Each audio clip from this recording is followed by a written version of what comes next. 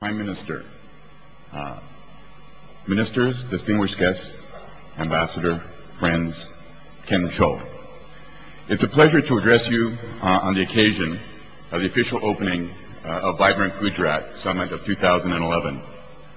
Canada is pleased to be here for the first time as a partner country, and you will find that there is a very sizable Canadian delegation representing businesses and organizations from across Canada. I would particularly like to recognize the presence of our parliamentary delegation, led by Patrick Brown, who's on the dais. Patrick is a member of Parliament and the chair of the Canada-India Parliamentary Committee. With him are Devinder Shori, member of Parliament, and Senator Michael MacDonald. We also have representatives from provinces across the country: Ontario, Quebec, Nova Scotia, British Columbia, Manitoba, and Saskatchewan. And very importantly, we have representatives from 70 companies here at the event, with about 85 business people.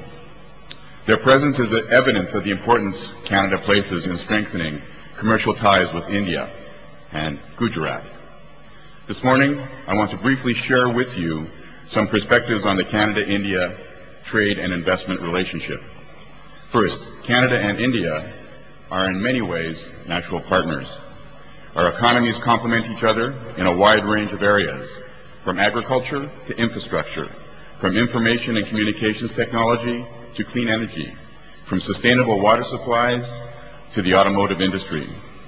One area in which Canada is particularly well placed to collaborate with India is in knowledge-based industries.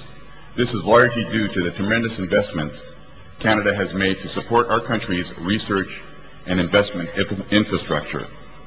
With state-of-the-art research facilities, significant and growing public sector investment in R&D, and a global reputation for science excellence, Canada's science and technology base is one of the strongest in the world and ready to partner with India and Gujarat. Let me give you a little bit of our bilateral context right now. Canada and India have been close friends and international partners since Indian independence. Canada, like India, is a vibrant democracy, drawing strength from its diversity of people, cultures, and languages. Indians and Canadians cherish the values of democracy, freedom, rule of law, pluralism, and diversity, which are fostered by laws and institutions and underscored by freedom of expression. The strength of our bilateral ties was evidenced by the visit of Prime Minister Harper to India in November of 2009 and Prime Minister Singh's visit to Canada in June of 2010, where we signed a nuclear cooperation agreement. But there are challenges. Specifically on the commercial front, there remains tremendous untapped potential. Both countries, both economies, have a $1 trillion economy. Yet the Canada investment relationship is modest, and bilateral trade statistics are just over $4 billion a year. Both prime ministers are determined to change this. They have committed to raise bilateral trade to $15 billion within 5 years, which I think is a modest goal and one which we hope to achieve in sooner than 5 years. What about our bilateral architecture? It's all about the environment of creating opportunity. To strengthen and broaden the relationship, Canada and India have signed or are negotiating a number of agreements in areas such as education, culture, earth sciences, and mining, agriculture, energy, and nuclear cooperation, as I've mentioned. But a key agreement that we recently launched is a comprehensive economic partnership arrangement. It is an FTA, a free trade agreement aimed at liberalizing trade between Canada and India, and stands to become one of the most important building blocks in constructing a broader, deeper, and bilateral relationship. The report of the CEPA Joint Study Group concluded that free trade could boost India's economy by at least $6 billion and boost bilateral trade by up to 60%, and directly benefits Indian manufacturing and services sector, amongst many others. However, underpinning our long-term mutual growth in an increasingly knowledge-based world will be our cooperation in the areas of science and technology and higher education. Now, I wouldn't be doing my job, Chief Minister, if I didn't talk a little bit about why Canada is a good place to invest. Canada will have the strongest average growth in the G7 over the 2010-2011. So says the International Monetary Fund. Canada is the best place in the G7 to do business in 2010 and for the next 4 years, says the Economist Intelligence Unit.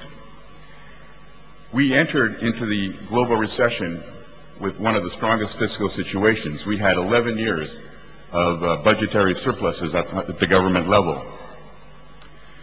Canada has the strongest and soundest banking system, according to the World Economic Forum. 6 of the world's 50 safest banks are Canadian, says the Global Finance magazine. Important for people in this room and people on the dais, Canada offers a business-friendly and a cost-competitive environment. We have the lowest overall tax rate on new business investment in the G7, and because of what our government has been doing in terms of its economic and tax policy, we will have the lowest corporate tax rate in the G7 by 2012. But it's more, when you do business with Canada, it's more than just the business environment. We also have a wonderful quality of life, and I think most people think of Canada in that way. And we're very lucky, and I'm very proud to be a Canadian. The Economist Intelligence Unit ranks 3 Canadian cities in the top 5 in terms of livability. Vancouver's number 1, Toronto's number 4, and Calgary's number 5. So these are all wonderful things that we have going for us right now. But investment is not just about investing in Canada, it's two-way investment. And because of globalization, the Canadian government has encouraged Canadian companies to go out and get involved in the various economies in which they're doing business. As a result, the Chief Minister and I will be witnessing 11 MOUs later on today, covering a broad range of sectors, but most importantly, they're knowledge-based sectors. So we're looking at signing MOUs in renewable energy, in infrastructure, and in life sciences and education. And when we talk about education, this, I think, is a very important area and one that's recognized. In 2008, our High Commission issued 3,000 student visas to Indians. This year, at the end of December, we had issued over 12,500, a staggering growth. And this is really, truly, I think, where Canada's brand will be going into the future. So, what's our secret weapon? We have over a million Indo-Canadians in Canada. And I think this really is the building bridge for the relationship between our two countries. Of those 1.2 million Canadians, 300,000 are Gujaratis. So it's no wonder that Canada is a partner in this wonderful event. It's a very important part of what we want to do. So just to conclude, Chief Minister, I encourage, as we heard earlier, there are a number of Indian companies that are already invested in a sizable way in Canada. And for those of you who are on the dais or in the audience who are interested in investing in Canada, I have brought many business cards, so I'm ready to share those with you.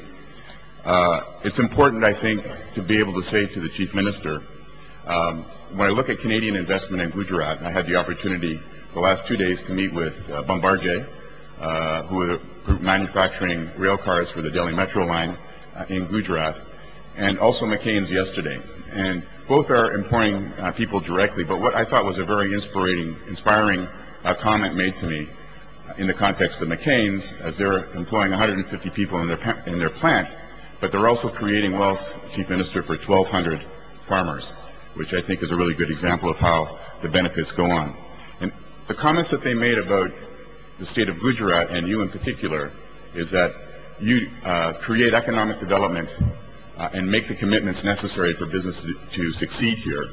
But more importantly also, you do this in a fiscally and socially responsible way. So congratulations, and we look forward to a vibrant growth in the Canada-Gujarat relationship.